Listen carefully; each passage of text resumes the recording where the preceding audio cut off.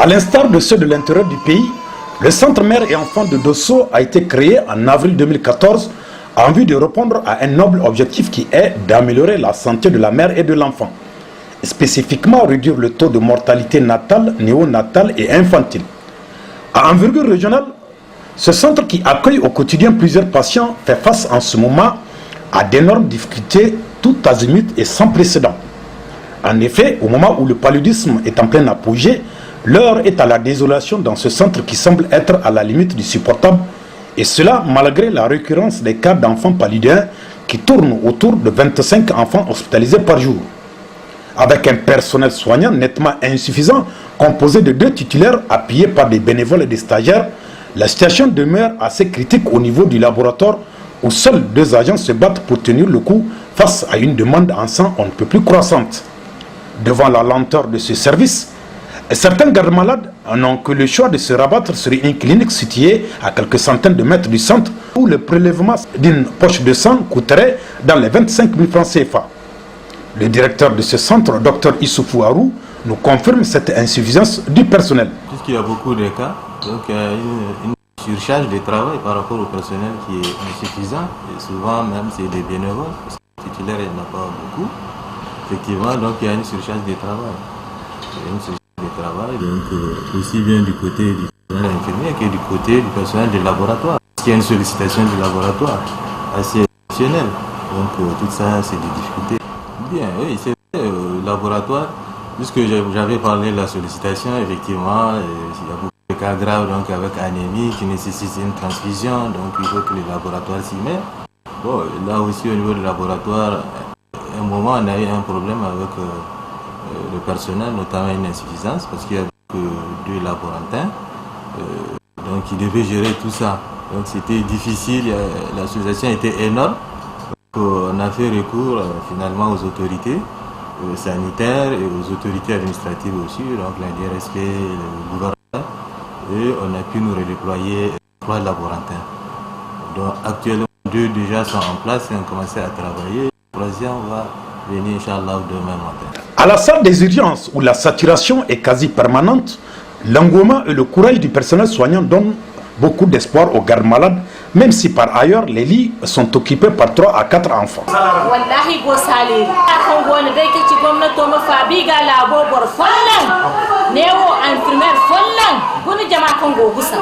Une scène hallucinante qui traduit toute la mesure du désastre qui sévit dans ce centre qui manque pratiquement de tout. Le vice-coordinateur de la société civile d'Osselaise, M. Amadou Moumouni, réagit. Quand on a mené nos enquêtes, on s'est rendu compte que le pavillon A de la pédiatrie ne compte que 2 infirmières titulaires et 3 bénévoles.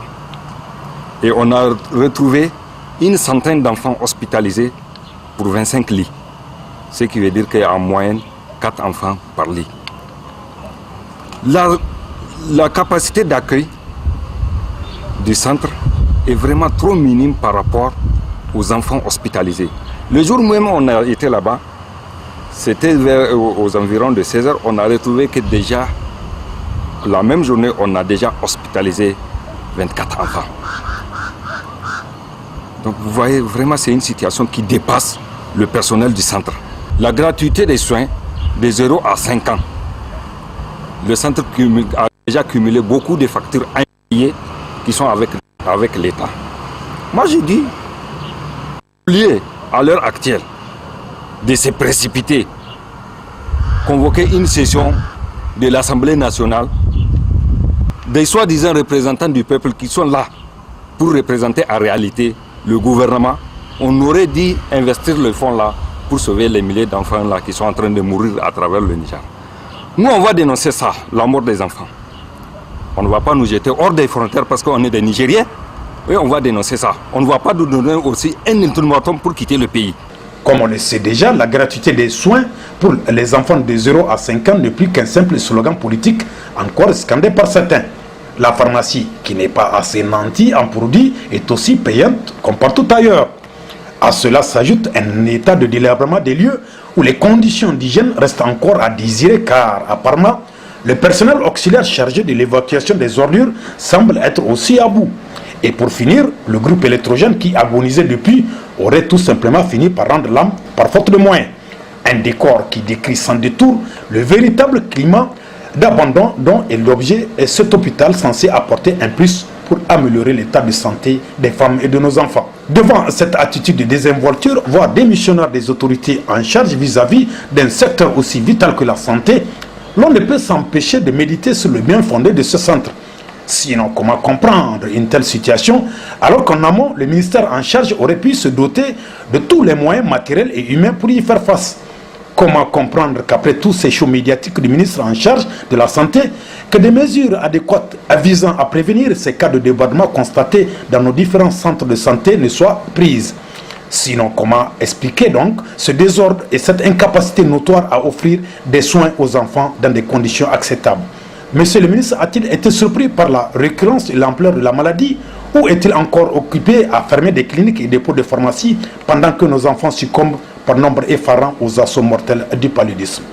Ainsi, pour les patients du centre mère et enfants de Dosso, près de Dieu, mais loin des sirènes de la Renaissance.